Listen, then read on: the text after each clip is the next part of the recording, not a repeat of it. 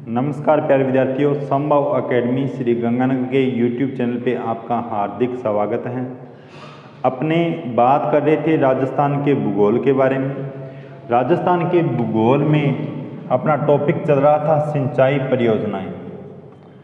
Topic था सिंचाई परियोजना। इसमें सबसे पहले वृहद परियोजनाओं को पढ़ा, ठीक है, बहुउद्देशीय नदी घाटी परियोजनाओं को पढ़ा और इन्हीं वृहद परियोजनाओं में अपने आईजीएनपी की चर्चा की। आज अपने बात करते हैं बीसलपुर परियोजना। बीसलपुर परियोजना, बीसलपुर परियोजना। देखो साथियों, ये जो बीसलपुर परियोजना है ये राजस्थान में सबसे बड़ी पेयजल परियोजना बन जाती है। सबसे बड़ी विशेषता इसकी रहती है कि राजस्थान में सबसे बड़ी पेयजल परियोजना, ठीक है साथियों। नदी पूछी जाए तो नदी रहती है बनास नदी। बनास नदी, बनास नदी पे टोंक के अंदर एक गांव आता है बीसलपुर। बीसलपुर गांव के अंदर एक बांध बनाया गया और तहसील रहती हैं टोडा रायसीन। टोडा रायसीन तहसील। जिला रहता है टोंक। इस टोंक जिले में टोडा रायसीन तहसील में बीसलपुर गांव के अंदर बीसलपुर बांध बनाया गया। और ये जो परियोजना है ये पड़ती है, वैसे देखो टोंक के अंदर एक त्रिवेणी संगम बनता है बनास, बनास, डाई और खारी। इन तीनों नदियों का त्रिवेणी संगम बनता है राजमहल में। राजमहल में टोंक के अंदर है। इसी के पास में टोडा रायसीन तहसील में बीसलपुर गांव के अंदर इस परियोजना को मनाया गया। इसका निर्माण पूछा जाए कब किया गया तो 1988-89 में इसका निर्माण किया गया। और इस परियोजना से जो लाभ मिलता है वो राजस्थान में 3 जिलों को, कौन कौन से हैं, टोंक, अजमेर और जयपुर। टोंक, अजमेर और जयपुर, इनको पेयजल सुविधा उपलब्ध होती है। और ये जो टोंक जिला रहता है इसे सिंचाई की भी सुविधा इस परियोजना से मिलती है। सिंचाई प्लस पेयजल। कौन सा जिला है? टोंक। और सर्वाधिक लाभ जो मिलता है वो टोंक को मिलता है। बीसलपुर परियोजना का जो निर्माण है वो 2 चरणों में किया गया है। 2 चरण, ठीक है साथियों। पहला चरण जो है, फर्स्ट चरण, इसका जो निर्माण किया गया है वो नाबार्ड के सहयोग से, ठीक है, नाबार्ड के सहयोग से। और दूसरा जो निर्माण है, दूसरे चरण का जो निर्माण है वो JBIC, ये कंपनी है जापान की।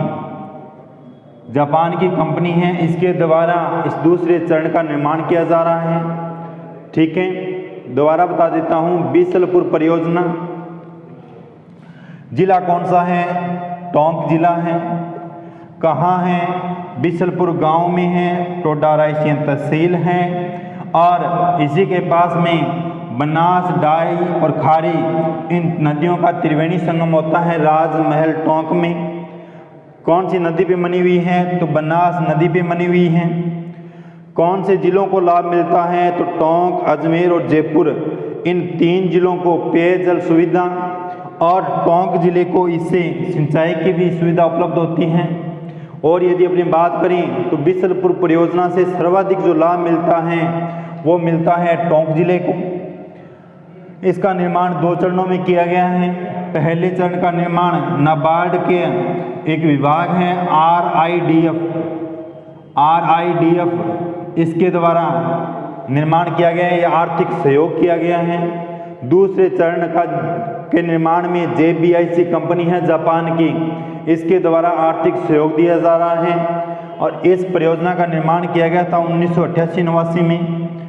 और राजस्थान में सबसे बड़ी पेयजल जो परियोजना है वो यही है बिसलपुर परियोजना। ठीक है साथियों, इसके बाद अपनी बात करते हैं इसरदा बांध परियोजना। इसके बाद है इसरदा परियोजना, कहाँ है? सवाई माधोपुर में है।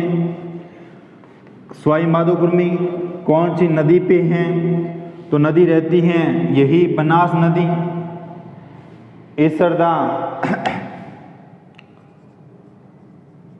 इसरदा बांध परियोजना। देखो साथियों, जिला कौन सा है? सवाई माधोपुर। नदी कौन सी है? नदी रहती है बनास नदी। और इस इसरदा बांध परियोजना से कौन कौन से जिलों को लाभ प्राप्त होता है? तो जिले रहते हैं टोंक, सवाई माधोपुर और तीसरा जिला रहता है जयपुर। देखो साथियों, इसरदा बांध परियोजना जो है इस पे एक बांध बनाया जा रहा है, कोफर बांध। इसरदा बांध जो परियोजना है इसी पे एक बांध बनाया जा रहा है, बांध का नाम है कोफर बांध। इस कोफर बांध के माध्यम से टोंक जिले को पेयजल एवं सिंचाई की सुविधा उपलब्ध करवाई जा रही है। ठीक है, दोबारा बता देता हूँ, इसरदा बांध परियोजना, जिला है सवाई माधोपुर, कौन सी नदी है? बनास नदी है। कौन कौन से जिलों को लाभ प्राप्त होता है? तो टोंक, सवाई माधोपुर, जयपुर। और इसी परियोजना पे एक अन्य बांध का निर्माण किया जा रहा है जिससे टोंक जिले को मुख्य रूप से पेयजल सुविधा एवं सिंचाई की सुविधा प्राप्त होगी। सिंचाई सुविधा। ठीक है साथियों, ये थी इसरदा बांध परियोजना। इसके बाद अपनी बात करते हैं जाखम बांध परियोजना।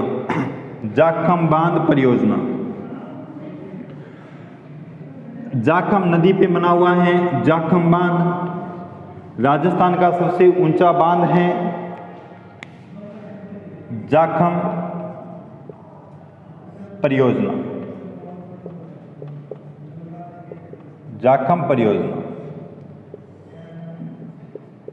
कौन सी नदी पे है? तो नदी रहती है जाखम नदी। कौन से जिले में है? तो जिला रहता है प्रतापगढ़। और इसी जाखम नदी पे एक बांध बनाया गया है जाखम बांध। यहीं पे ये परियोजना है जाखम परियोजना। और ये जाखम बांध की सबसे बड़ी दो विशेषताएं रहती हैं। एक तो है भी राजस्थान का सबसे ऊंचा बांध 81 मीटर ऊंचाई मानी जाती है इसकी। दूसरी विशेषता इसका निर्माण किया गया है TSP यानी ट्राइबल सब प्लेन के तहत जो निर्माण किया गया है वो जाखम बांध का निर्माण किया गया है TSP के तहत या ट्राइबल सब प्लान के तहत इस बांध का निर्माण किया गया है जाखम बांध का। और इस जाखम परियोजना से मुख्य रूप से प्रतापगढ़ जिले की 2 तहसीलें कौन कौन सी? एक तो दरियावाद, दूसरी प्रतापगढ़। इन 2 तहसीलों को सिंचाई एवं पेयजल सुविधा प्राप्त होती है जाखम परियोजना से। दोबारा बता देता हूँ, जाखम परियोजना जाखम नदी पर एक बांध बनाया गया है जाखम बांध। राजस्थान का सबसे ऊंचा बांध है, लगभग ऊंचाई 81 मीटर है। और इस जाखम बांध का निर्माण किया गया था TSP यानी ट्राइबल सब प्लान का तहत। ठीक है, इसके बाद यदि अपने बात करें तो यहीं पे जाखम परियोजना है और जाखम परियोजना जो है इससे जो लाभ प्राप्त होता है वो प्रतापगढ़ को होता है। प्रतापगढ़ की 2 तहसीलें मुख्य रूप से इससे सिंचाई एवं पेयजल सुविधा प्राप्त करती हैं। एक तो दरियाबाद है, दूसरी प्रतापगढ़ है। ठीक है साथियों, इसके बाद अपनी बात करते हैं, आगे रहती हैं सिद्धमुख, राजीव गांधी सिद्धमुख एवं नौहर सिंचाई परियोजना। इसके बाद जो परियोजना है वो है राजीव गांधी सिद्धमुख एवं नौहर सिंचाई परियोजना। देखो साथियों, राजीव गांधी सिद्धमुख एवं नौहर सिंचाई परियोजना। देखो साथियों, कहानी क्या हुई थी 1985 के अंदर। 1985 में एक समझौता हुआ था तत्कालीन प्रधानमंत्री राजीव गांधी और पंजाब से लोंगेवाला के मध्य एक जल को लेकर समझौता हुआ था। ठीक है साथियों, और इसी के आधार पे एक आयोग का गठन किया गया था 1986 में, इराडी आयोग। ठीक है, इस इराडी आयोग के गठन के बाद में इसकी जो रिपोर्ट थी वो आती है 1987 में, और 8.6 MAF मिलियन एकड़ फीट जो पानी है वो राजस्थान को देना स्वीकार किया गया था रावी और व्यास नदियों के द्वारा। रावी और व्यास नदियों का जो अतिरिक्त जल है उसमें से 8.6 मिलियन एकड़ फीट जल राजस्थान को देना स्वीकार किया गया था। कौन से समझौते के माध्यम से? 1986 इराडी आयोग समझौता जो हुआ था इसके माध्यम से। और 1985 में ये समझौता होता है राजीव और लोंगेवाला के मध्य। ठीक है, और ये जो जल विवाद था ये मुख्य रूप से पंजाब, हरियाणा और राजस्थान के मध्य था।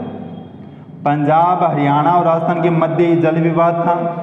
ठीक है, इराडी आयोग की रिपोर्ट जो आई उसमें कहा गया कि रावी और व्यास का अतिरिक्त जो जल है उसमें से राजस्थान को 8.6 MAF या मिलियन एकड़ फीट पानी राजस्थान को दिया जाएगा। ठीक है, आगे क्या होता है तो देखो साथियों, 1989 में राजीव गांधी द्वारा यहाँ से एक नहर निकाली गई।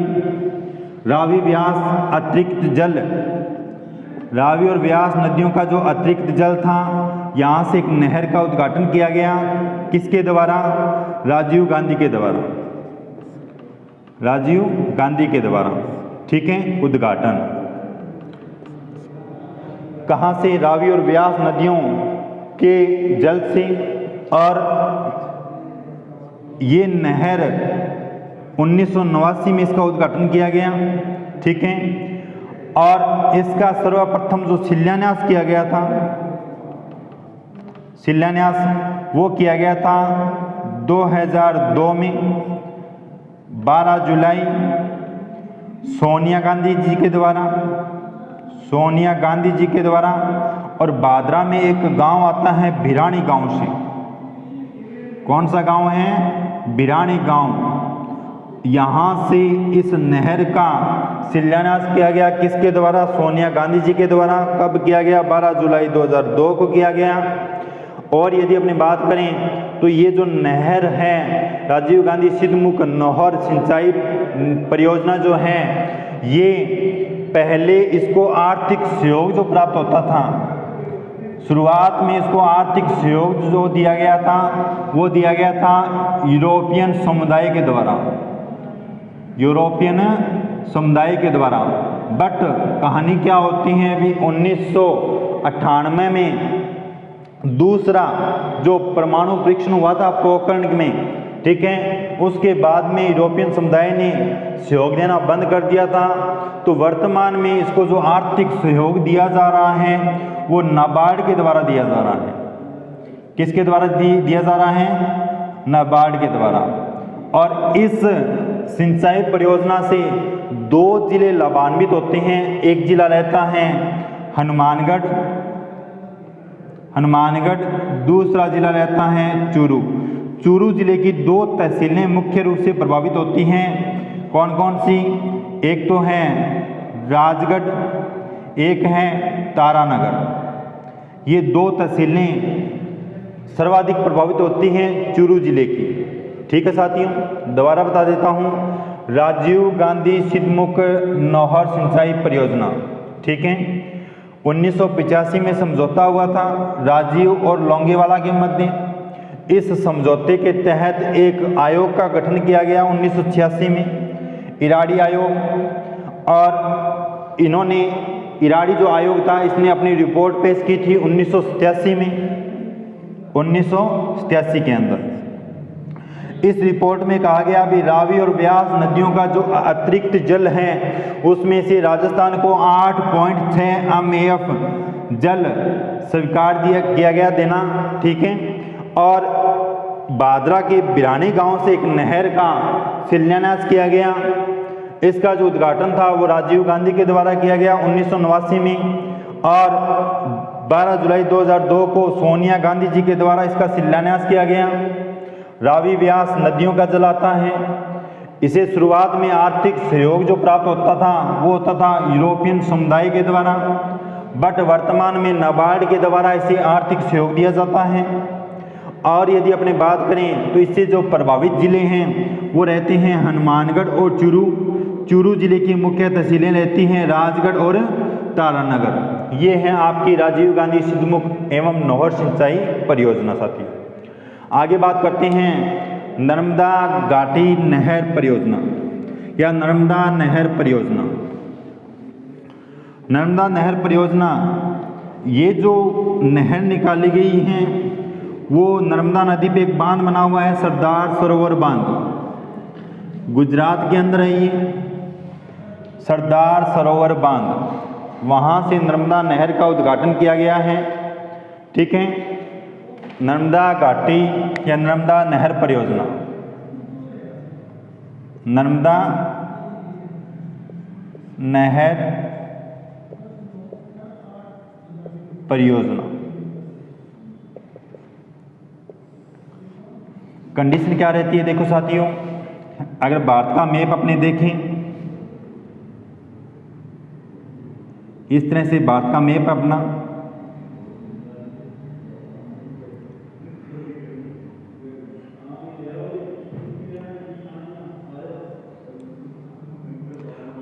यहाँ पे गुजरात है और यहाँ पे एक नहर नदी है।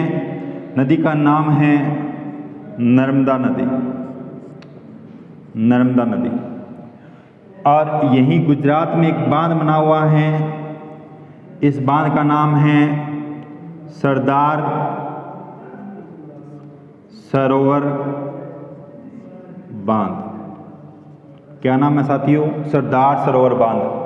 कौन सी नदी पे है? नर्मदा नदी पे है, गुजरात राज्य में बना हुआ है। यहाँ से एक नहर निकाली गई है इस तरह से। इस नहर का नाम है नर्मदा नहर। क्या नाम है? नर्मदा नहर। ठीक है साथियों, ये गुजरात, ये जो नहर है नर्मदा नहर, ये 2 राज्यों में बहती है, गुजरात और राजस्थान में। गुजरात और राजस्थान में। गुजरात में इसकी जो लंबाई है वो रहती है 458 किलोमीटर, 458 किलोमीटर। और राजस्थान में इसकी जो लंबाई रहती है वो रहती है 74 किलोमीटर। ठीक है साथियों, अब देखो राजस्थान में ये प्रवेश करती है। यहाँ से गांव का नाम है सिल्लू गांव। कौन सा गांव? सिल्लू गांव। और ये कहाँ है? जालोर जिले में है, जालोर जिला। यहाँ से ये नहर अपने राजस्थान में प्रवेश करती हैं जालौर ज़िले में। और ये जो गांव पड़ता है ये सांचौर तहसील में है। सांचौर तहसील कहाँ है? जालौर ज़िले में है। इसके बाद में इसका जल बाड़मेर में गुड़ामलानी तहसील तक जाता है। गुड़ामलानी तहसील, यानी राजस्थान में 2 जिलों में बहती हैं। कौन कौन से हैं? तो देखो साथियों, एक जिला रहता है जालौर, दूसरा रहता है बाड़मेर। जालौर और बाड़मेर, जालौर में इसकी जो लंबाई है, देखो टोटल लंबाई तो इसकी 74 किलोमीटर है। जालौर में इसकी लंबाई 65 किलोमीटर है और 9 किलोमीटर बहती है बाड़मेर के अंदर। मुख्य रूप से 2 तहसीलें प्रभावित होती हैं जालौर और बाड़मेर की। जालौर की सांचौर तहसील इससे प्रभावित होती हैं और बाड़मेर की गुड़ामलानी तहसील। और यही क्वेश्चन बार बार पूछा जाता है कि नर्मदा नहर से राजस्थान में कौन कौन सी तहसीलों को सिंचाई सुविधा प्राप्त होती हैं? तो गुड़ामलानी और सांचौर तहसील को प्राप्त होती हैं। जिले कौन कौन से रहते हैं? जालौर और बाड़मेर रहते हैं। ठीक है साथियों, अब और यदि इसकी बात करें तो इससे कुछ नहरें निकाली गई हैं, लिफ्ट नहरें। मुख्य रूप से 3 लिफ्ट नहरें हैं, सांचौर, बदेड़ा और पनौरिया। लिफ्ट नहरें निकाली गई हैं इससे, नहर से। कौन कौन सी हैं? तो देखो साथियों, सांचौर लिफ्ट नहर,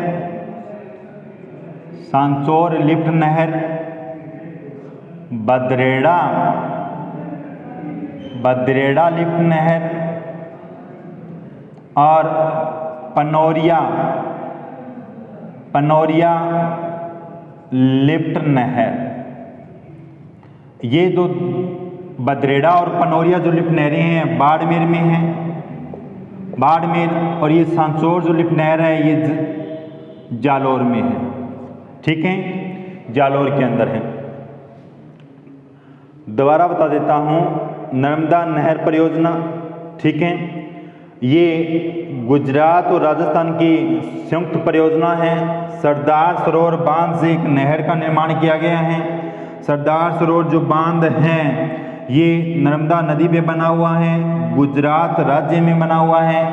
यहाँ से एक नहर निकाली गई है, गुजरात में बहती हुई राजस्थान में सिल्लू गांव, सांचौर तहसील जालौर में प्रवेश करती हैं। इसके बाद में बाड़मेर में गुड़ामलानी तहसील में बहती हैं और इससे जो सिंचाई सुविधा प्राप्त होती है वो सांचौर और गुड़ामलानी तहसील जो बाड़मेर में है, इन दोनों तहसीलों को सिंचाई सुविधा प्राप्त होती हैं। इसकी गुजरात में जो लंबाई है वो 458 किलोमीटर है, राजस्थान में 74 किलोमीटर लंबाई है। इसमें से जालौर के अंदर 65 किलोमीटर बहती हैं और बाड़मेर में 9 किलोमीटर बहती हैं। और इससे 3 लिफ्ट नहरें मुख्य रूप से निकाली गई हैं। पहली लिफ्ट नहर सांचौर लिफ्ट नहर है, जालौर जिले में है। दूसरी बदरेड़ा लिफ्ट नहर है। तीसरी पनौरिया लिफ्ट नहर है, बाड़मेर के अंदर है। बदरेड़ा और पनौरिया बाड़मेर में है, सांचौर जालौर के अंदर है। सबसे बड़ी विशेषता इसकी जो रहती है भी, यहाँ पे इस नहर से राजस्थान की एकमात्र नहर जिससे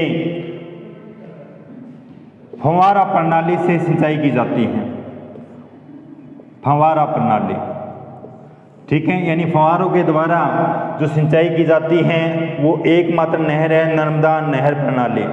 और इसे ही बोलते हैं बूंद बूंद सिंचाई प्रणाली, बूंद बूंद सिंचाई प्रणाली। इसे ही बोलते हैं स्प्रिंगल सिंचाई प्रणाली, स्प्रिंगलर सिंचाई प्रणाली। और इसे बोलते हैं इजरायली पद्धति, इसे बोलते हैं कन्नात प्रणाली,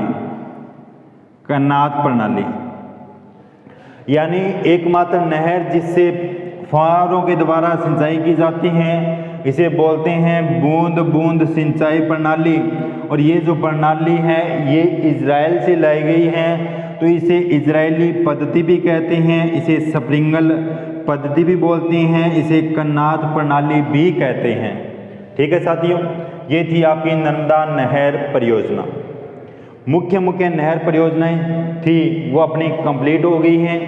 अब अपने नाम याद करते हैं, कुछ ऐसी परियोजनाएं जिनको लेकर जिलों के बारे में पूछा जाता है। जैसे परियोजना की बात करें, सोम अंबा कमला सिंचाई परियोजना कौन से जिले में है, सोम कागदर परियोजना कौन से जिले में है। ऐसी कुछ परियोजनाएं जिन्हें जिलों से लेकर क्वेश्चन रहता है। तो देखो साथियों, कौन कौन सी परियोजनाएं हैं उनकी बात करेंगे। और नर्मदा नहर परियोजना, और एक देखो साथियों, नर्मदा बचाओ आंदोलन किया गया था, उससे जो संबंधित व्यक्ति हैं वो रहता है, नर्मदा बचाओ आंदोलन से संबंधित व्यक्ति का नाम आता है मुख्य रूप से मेघा पाटेकर का, मेघा पाटेकर का नाम आता है। ठीक है साथियों, ध्यान में रखना। अब आगे बात करते हैं अपनी कुछ मुख्य परियोजनाएं। एक तरफ परियोजनाएं लिखेंगे, दूसरी तरफ जिले लिखेंगे। ठीक है, कौन सी परियोजना कौन से जिले में है उनकी बात करेंगे। तो देखो साथियों, पहले बात करते हैं काली सिंध परियोजना। काली सिंध परियोजना कहाँ है? जिला है झालावाड़, जिला है झालावाड़। इसके बाद यदि अपनी बात करें तो परियोजना रहती है हरीश चंद्र सागर बांध परियोजना, हरीश चंद्र सागर बांध परियोजना, जिला रहता है झालावाड़। कौन सा जिला है? झालावाड़। और यदि आगे अपनी बात करें तो मनोहर थाना परियोजना, कौन सी परियोजना है? मनोहर थाना परियोजना। ये परियोजना परवन नदी पे है, परवन नदी और बारा और झालावाड़ की परियोजना है, बारा और झालावाड़ की परियोजना है। इसके बाद यदि अपनी बात करें तो परियोजना रहती हैं चौली परियोजना। चौली परियोजना कहाँ है? जिला रहता है झालावाड़, झालावाड़। ठीक है, और यदि अपनी बात करें आगे तो पिपलदा सिंचाई परियोजना। देखो दो नाम पढ़ोगे, एक तो पिपलदा और एक पिपलाद। पिपलदा सिंचाई परियोजना, पिपलाद और पिपलदा दोनों अलग अलग हैं, ध्यान में रखना। पिपलदा एक तो है पिपलदा सिंचाई परियोजना। ये जो परियोजना है ये है सवाई माधोपुर में, सवाई माधोपुर में। दूसरी है पिपलाद, पिपलाद सिंचाई परियोजना। पिपलाद सिंचाई परियोजना ये है झालावाड़ में, पिपलाद नदी पे बनी हुई है, झालावाड़।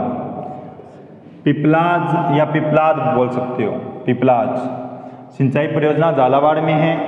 इसके बाद यदि अपने बात करें तो मोरेल परियोजना, मोरेल, मोरेल परियोजना,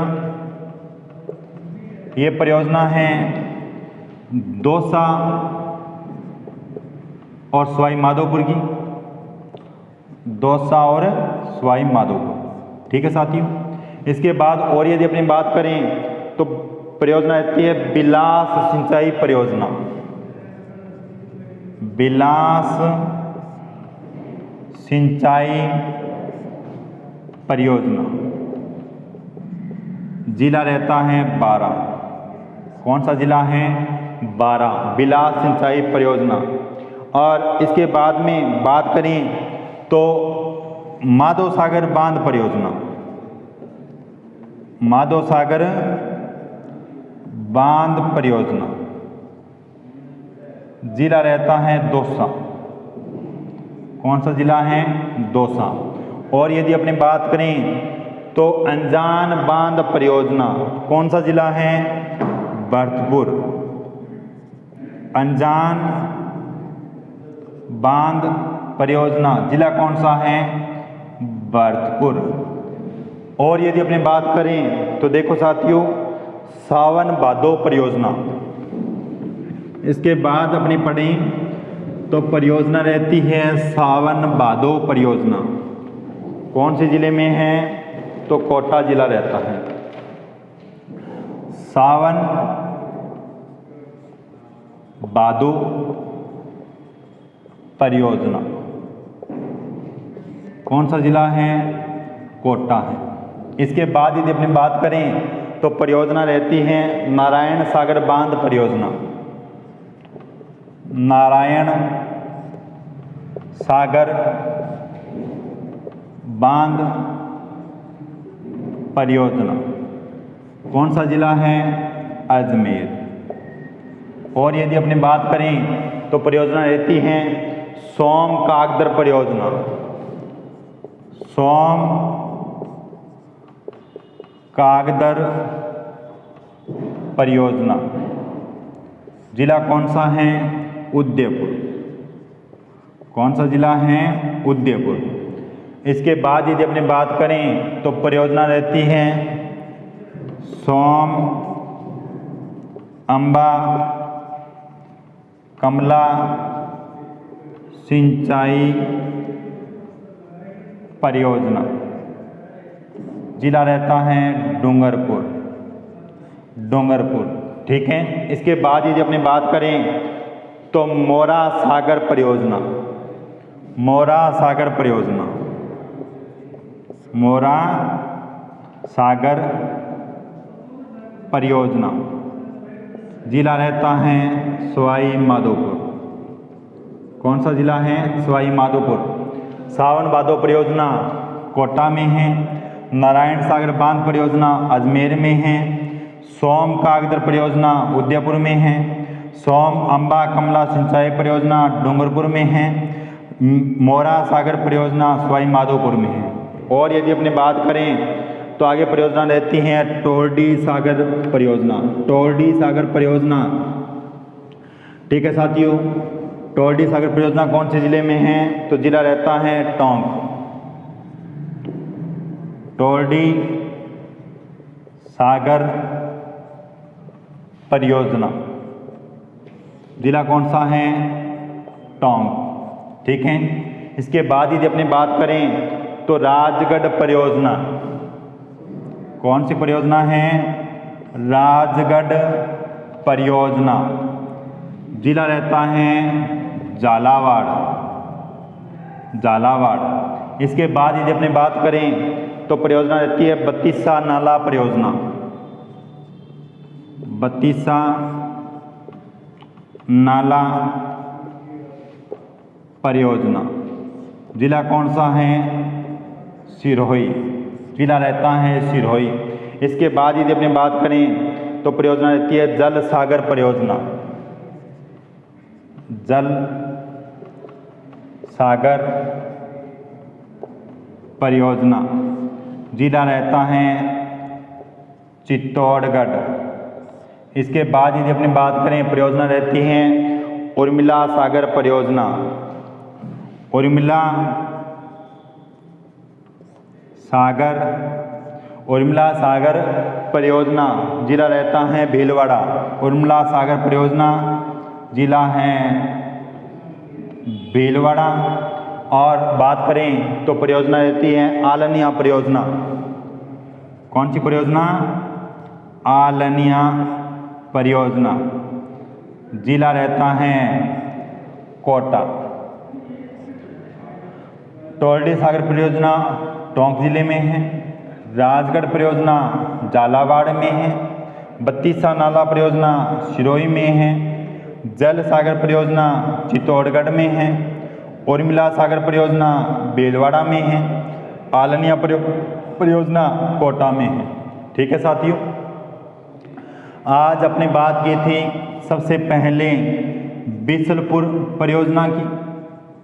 बिसलपुर परियोजना, इसके बारे में पढ़ा भाई कौन कौन सी जिलों को लाभ प्राप्त होता है, कौन सी नदी पे बनी हुई है, कितने चरणों में निर्माण पूरा हुआ था। इसके बाद जो परियोजना आती हैं वो इसरदा बांध परियोजना के बारे में पढ़ा, इसरदा बांध परियोजना। इसके बाद पढ़ा अपने जाखम परियोजना के बारे में, मुख्य रूप से प्रतापगढ़ के अंदर है जाखम परियोजना। जाखम बांध टीएसपी के तहत निर्माण किया गया था। राजस्थान का सबसे ऊंचा जो बांध माना जाता है वो जाखम बांध माना जाता है। मुख्य रूप से जाखम परियोजना से जो प्रभावित तहसीलें रहती हैं वो प्रतापगढ़ और दरियाबाद तहसीलें रहती हैं। इसके बाद अपने बात की थी राजीव गांधी सिद्धमुख नहर परियोजना, राजीव गांधी सिद्धमुख नहर परियोजना, ठीक है। इसके बारे में बात की भी इराडी आयोग का गठन किया गया था। कब किया गया था? 1986 में किया गया था और उसकी रिपोर्ट आई थी 1987 में। उसमें क्या कहा गया भाई रावी व्यास का जो अतिरिक्त जल है उसमें से 8.6 मिलियन एकड़ फीट जल राजस्थान को देना स्वीकार किया गया था, ठीक है। इसके बारे में बात की। इसके बाद आपने पढ़ी थी नर्मदा नहर परियोजना। मुख्य रूप से नर्मदा नदी पर सरदार सरोवर बांध बना हुआ है, वहाँ से निकाली गई है नर्मदा नहर और इसे 2 राज्य प्रभावित होते हैं, गुजरात और राजस्थान। और राजस्थान के 2 जिले प्रभावित होते हैं, जालोर और बाड़मेर। जालोर की सांचौर तहसील प्रभावित होती हैं, सिल्लो गांव में प्रवेश करती हैं और राजस्थान में इसकी टोटल जो लंबाई है वो 74 किलोमीटर है। इसकी बात की और इसके बाद में कुछ लघु सिंचाई परियोजनाओं की बात की, उनके ज़िले देखें। आज अपना ये जो टॉपिक है सिंचाई परियोजनाओं वाला कंप्लीट होता है। आप हमारी संभव एकेडमी श्री गंगानगर के यूट्यूब चैनल को सब्सक्राइब करें, लाइक करें, शेयर करें। Thank you.